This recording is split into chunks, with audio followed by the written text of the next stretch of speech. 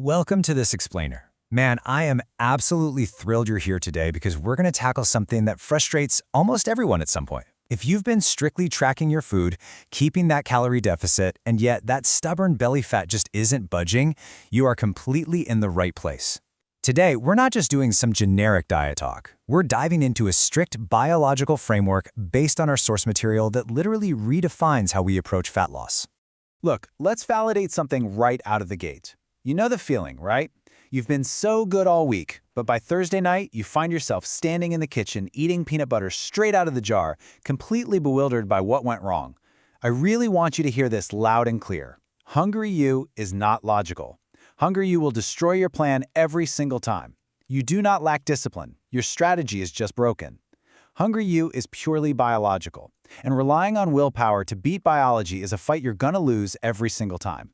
Those late-night binges, they're a symptom of a flawed approach, not a flaw in your character. Okay, let's dive straight into this. Here's our structured roadmap for permanently fixing your fat loss. We're going to cover the willpower myth, protein-first eating, the volume principle, your daily playbook, and finally, 5 fatal mistakes you absolutely need to avoid. Starting with Section 1, the willpower myth, where we break down exactly why your diet is failing. We need to name the true villain of traditional dieting here, and it's the belief that you just need to grit your teeth and push harder. Let me ask you a direct question, and be honest.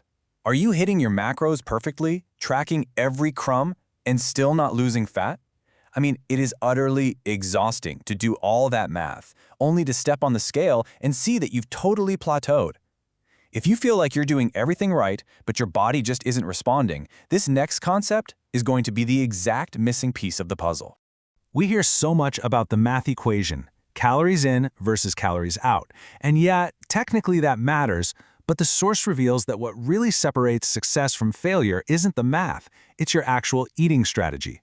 The structure of your meals, what you prioritize, the order you eat it in, that is what separates the people who white-knuckle through a miserable 6-week diet from the people who get lean and stay lean without it feeling like a constant, everyday punishment.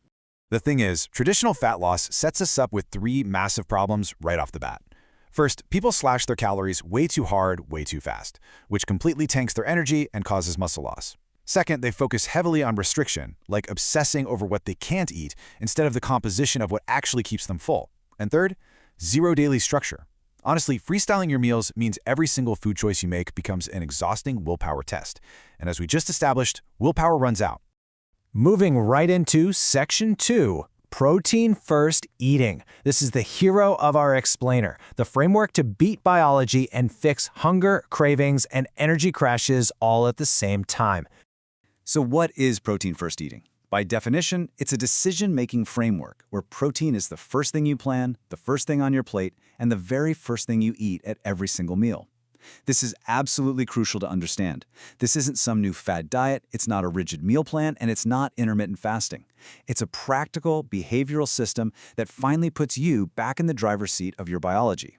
When you adopt this framework, you get 3 massive biological upgrades. Number 1, it completely kills hunger. Protein actually triggers satiety hormones like GLP-1 while suppressing your primary hunger hormone, ghrelin, so you naturally eat less without feeling deprived. Number 2, it burns more calories just during the digestion process itself.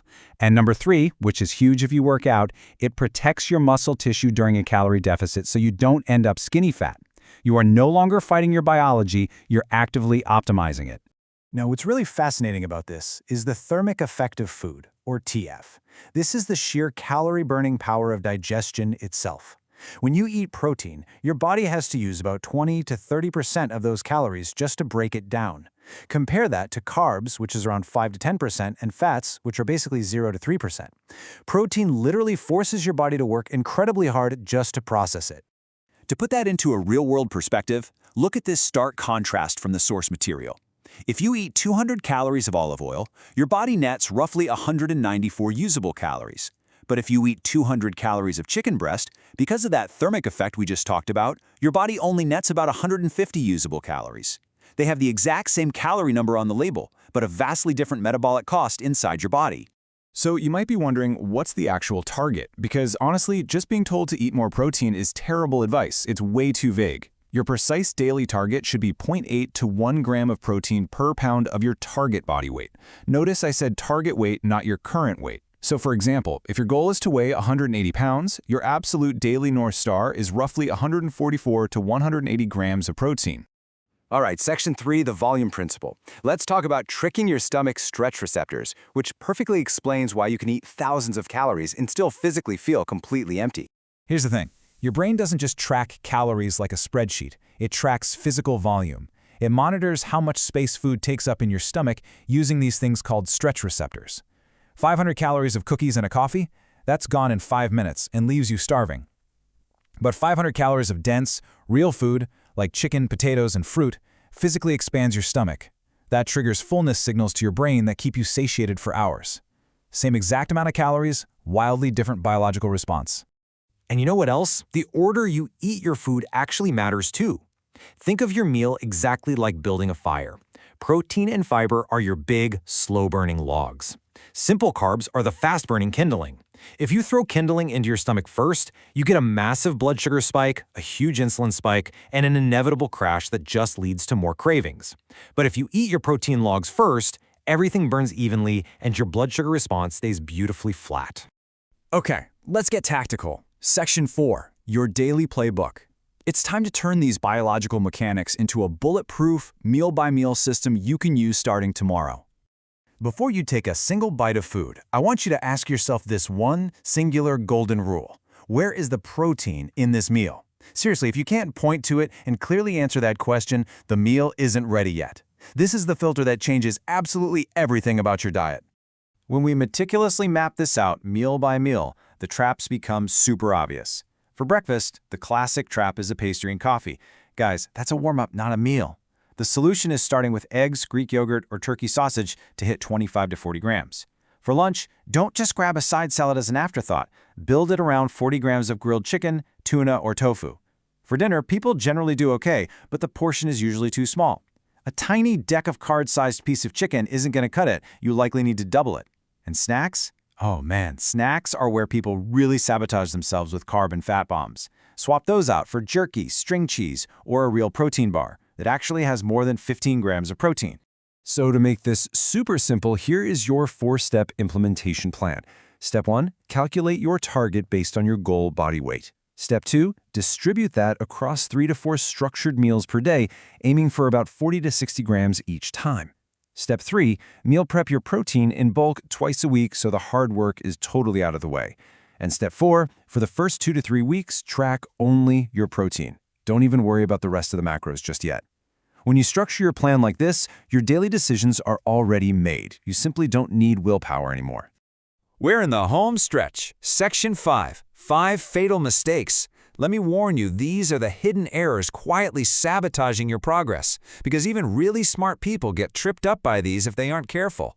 Let's rapid fire through these mistakes straight from the source. Mistake 1, dramatically overestimating your intake. Thinking 70 grams is high protein? No way, that's barely maintenance. Mistake 2, counting total protein instead of quality. If your protein bar has 35 grams of sugar, well, actually, scratch that. It's not even a protein bar, it's just a candy bar with a great marketing budget. Mistake 3, grazing and drinking liquid calories. Remember, a structured meal creates control, while grazing just creates pure chaos. Mistake 4, skipping breakfast protein entirely, which just puts you in a deficit that leads straight to overeating at night. And finally, mistake 5, slashing calories to aggressively low levels. If you aren't eating enough to actually sustain yourself, you're going to be absolutely miserable, and the strategy will crash and burn. All right, we've covered a lot today. You now have the complete biological framework. You know exactly how to trick your stretch receptors with volume, and you have the daily playbook to execute it flawlessly. This strategy is hands down the highest leverage change you can make if you want to lose fat without losing your mind. So I'm going to leave you with this one final provocative question to carry with you right now. Where is the protein in your next meal?